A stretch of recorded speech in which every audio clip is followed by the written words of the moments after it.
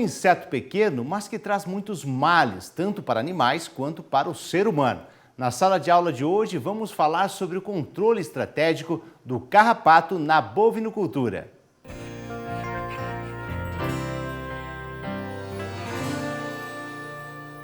Olá, bom dia.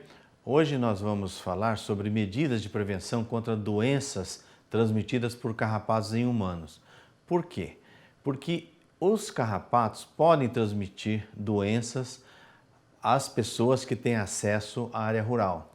E o trabalhador rural, o produtor, as pessoas que fazem turismo, elas precisam ter uma base para se comportar e se proteger, evitando a possibilidade de contaminação com relação a esses agentes. No nosso caso, aqui no Brasil, nós temos a febre maculosa brasileira, que é uma doença que está causando um grande problema, principalmente nos estados de São Paulo e Minas Gerais. Mas nós já temos casos em vários estados no Brasil.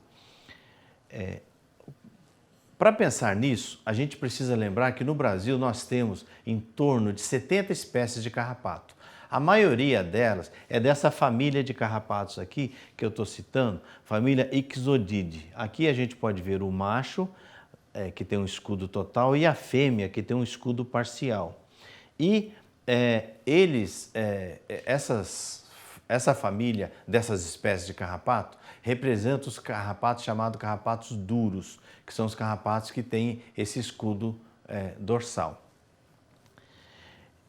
A gente pode ver nessa imagem que nós também temos várias fases de vida e várias formas, mas muitas vezes as pessoas confundem como se fossem espécies diferentes de carrapato. Nós temos o carrapato pequenininho, que são larvas, temos as ninfas pequenas, elas vão ser engurgitadas, como nessa imagem central, nós temos ali as ninfas, que são estágios intermediários de uma espécie de carrapato, sugando o sangue diretamente na pele do animal. Já nessa foto aqui em azul, nós temos um carrapato pequeno e um carrapato grande. E aqui nós estamos demonstrando uma cópula de um macho, que é o pequeno, e uma fêmea adulta, grande, que depois ela vai se engurgitar de sangue e ficar grande, como podemos ver ali naquela foto que tem esse carrapato repleto de sangue. Então, é importante lembrar que o carrapato ele é hematófago, ele sempre procura um hospedeiro para sugar o sangue. E essas espécies de carrapato que nós estamos falando, a gente vai tomar como base principalmente uma espécie chamada de carrapato estrela, que é o Amblyomma sculptum, e é o carrapato que está distribuído em grande parte do Brasil e que gosta muito do cavalo. Então a gente chamaria ele como carrapato do cavalo. Em algumas regiões as pessoas gostam de chamá-los de miquim, porque é uma larvinha que ela sobe nas pessoas e fica grudada, e todo mundo, quando percebe isso, que volta do campo, vê essa larvinha fixada na pele e chama isso de miquim. Então, lembrando, a geração anual do carrapato, nós temos as larvas que apresentam um comportamento de diapausa. O que é isso? Diapausa é um período de dormência dessas larvas, mais ou menos entre 9 e 11 semanas desde o início da eclosão dessas larvas a partir dos ovos feitos pelo carrapato adulto, pelas fêmeas adultas. E depois, essa diapausa, é importante lembrar, como nós vamos mostrar no gráfico na frente, é que ela acontece a partir da redução da temperatura ambiente e do encurtamento do período de luz, né, do fotoperíodo. E isso está relacionado com o início do inverno e o período do inverno. Então, nesse período, nós temos um período grande, uma grande parte do ano com a sobrevivência dessas larvas no ambiente. E isso é muito importante porque, principalmente as larvas e as ninfas, são as fases de vida que transmitem os agentes da febre maculosa brasileira quando eles estão com esse agente circulando nesse sangue que foi fruto da sua alimentação e que está dentro do meio interno do carrapato após esse processo de alimentação. Aqui a gente pode mostrar, então, nesse primeiro slide, as larvas elas gostam de ficar nas folhas em grupo, como se fosse um bolinho de larvas. São centenas até milhares de larvas que ficam juntas esperando o hospedeiro no ambiente. Isso é importante, esse comportamento que a gente chama de tocaia. Fica esperando o hospedeiro para passar e ela consegue saber, sentir a presença do hospedeiro para buscar o hospedeiro ativamente. As ninfas e os adultos, como a gente pode ver nessas outras fotos, já são um pouco diferentes. Elas tentam ter um comportamento individual e não em grupo e se espalham mais no ambiente, nas folhas. Assim, a gente poderia aqui falar um pouquinho do ciclo de vida, pensando no carrapato do cavalo, mas que é chamado e é conhecido em grande parte do país como carrapato estrela. Esse carrapato, então, ele gosta de mamíferos grandes, como a anta, o cavalo e a capivara. E ele, então, a fêmea, quando começa a postura, ela vai fazer, então, a eclosão das larvas, que vão subir nas pastagens e fazer aquele bolinho, como nós mostramos anteriormente. A partir daí, ela faz, então, a passagem para a ninfa, muda a fase de vida, e depois disso, como adulto, machos e fêmeas, e fazendo o seu ciclo de vida total. E isso é feito apenas uma vez no ano e em 3 hospedeiros. O que significa 3 hospedeiros? Que toda vez que ela precisa, a larva, ir para a ninfa, ela precisa sair do hospedeiro, depois ela volta em outro hospedeiro, se transforma em ninfa, aí sai do hospedeiro, volta para um terceiro hospedeiro como adulto. E assim ela vai fazendo essa manutenção da população no ambiente. Então é importante lembrar que ela faz isso no ambiente praticamente uma vez por ano, tem uma geração anual. Então, inicialmente as larvas ocorrem no período seco, como eu tinha falado. No período, então, como a gente pode ver na linha azul aqui, de abril a setembro. E ela vai se transformando, então, subindo no hospedeiro e saindo, se alimentando, saindo e virando ninfa. Essa ninfa, então, ela já vai a partir de junho a outubro, já no final do inverno, né? Ela já se transforma nessa fase intermediária. E já no verão acontece, então, a forma do adulto.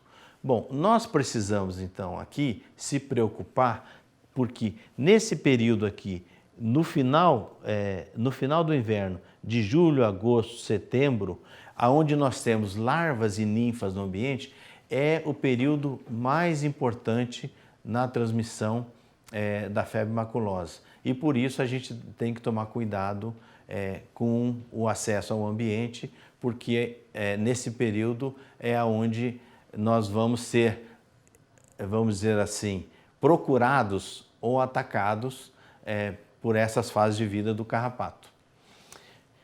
Assim, a gente pode perceber que essa espécie, como eu falei, que é o carrapato estrela, que é o nome científico Amblyomma sculptum, ele, tanto o macho quanto a fêmea, né, eles gostam, então, principalmente dessas 3 espécies. E essas espécies fazem a manutenção em grande quantidade dessa espécie de carrapato.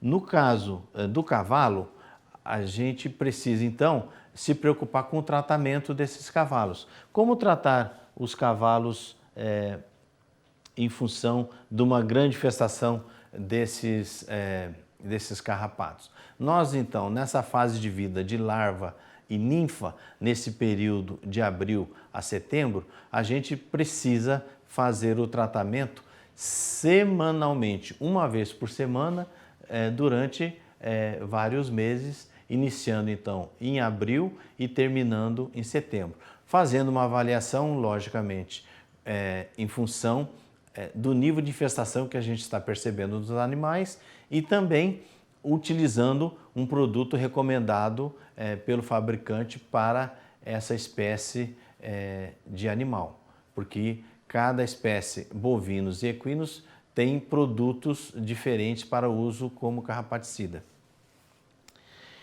Então, aí nós precisamos pensar que nós temos no ambiente uma estrutura de população desses carrapatos, aonde nós podemos ver aqui que as larvas elas ficam em bolinhos e em pontos mais específicos, em menos pontos no ambiente. Acontece que quando você entra em contato com a larva, uma grande quantidade de larva vai te infestar.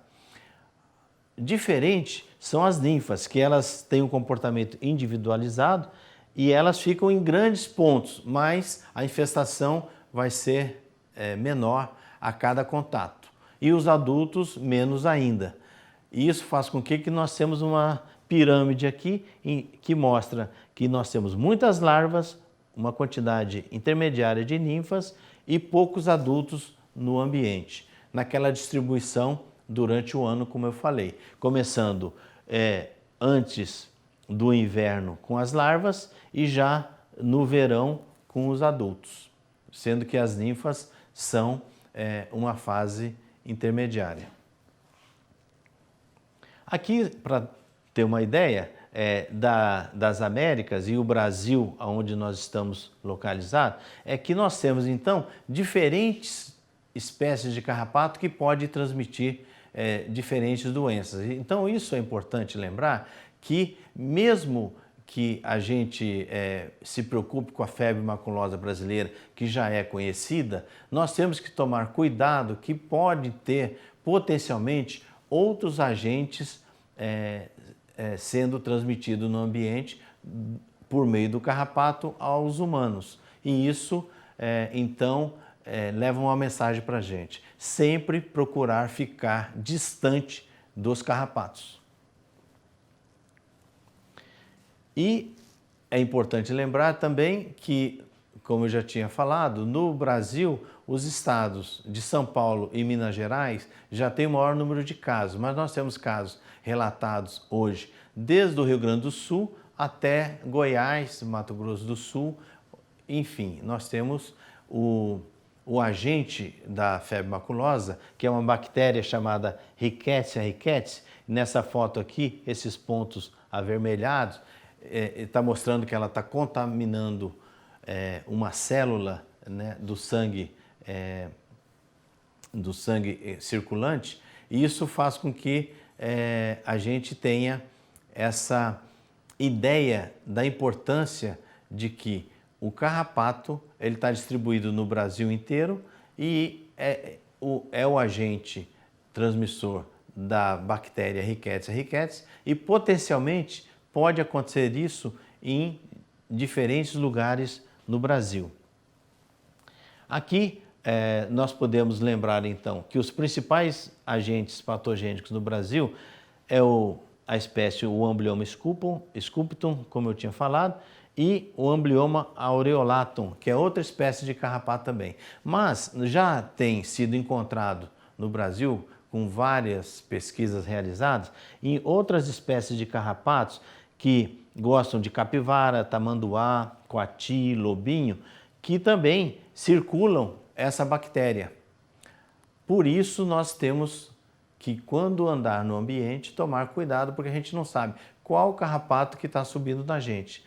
porque nós não conseguimos identificar rapidamente que carrapato é esse, se ele está contaminado com a bactéria ou não. A transmissão, então, ela ocorre pela picada do carrapato, né? Em qualquer das suas fases de vida, mas principalmente larva e ninfa é o mais importante. Por quê? Porque a gente demora a perceber uma picada de larva e ninfa porque eles são pequenininhos. O carrapato adulto já é grande, a picada é muito mais dolorida, a gente já sente e retira. No caso da febre maculosa brasileira, nós precisamos ter um contato e o carrapato precisa estar fixado na pele pelo menos 4 a 6 horas.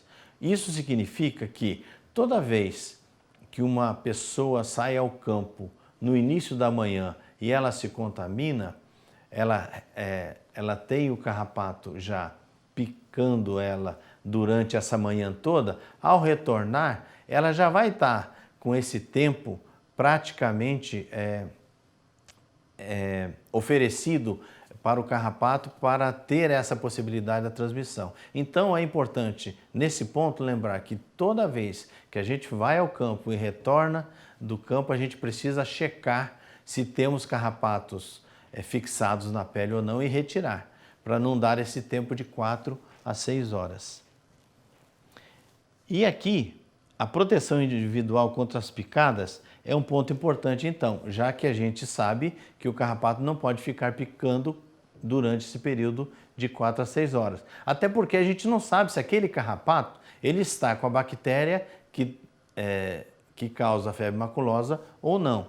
Então, nessa foto aqui a gente mostra as pessoas com roupas adequadas. O que são roupas adequadas? São roupas, primeiro, que possa cobrir o corpo inteiro, né? Calça comprida, botas, camisas de manga comprida, proteção de boné com proteção de orelha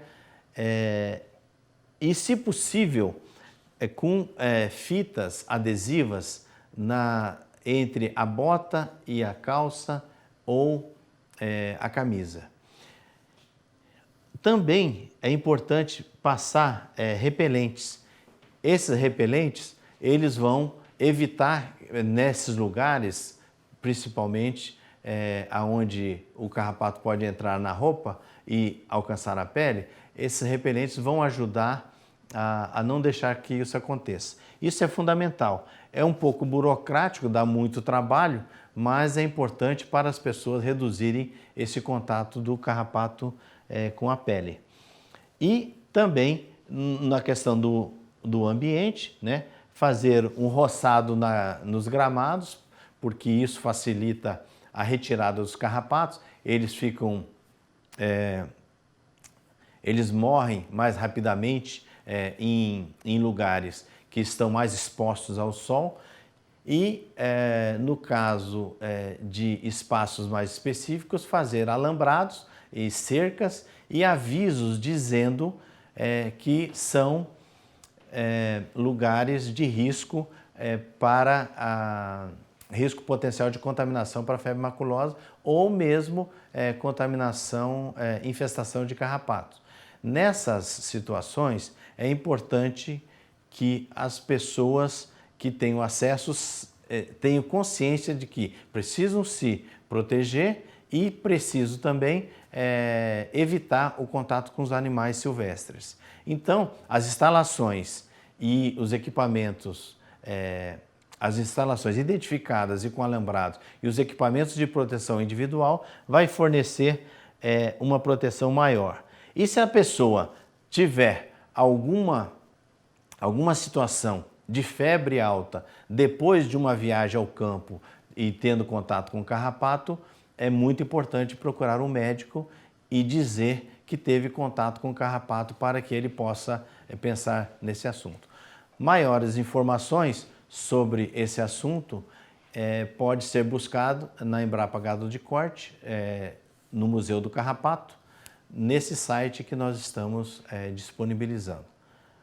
Muito obrigado e um bom dia.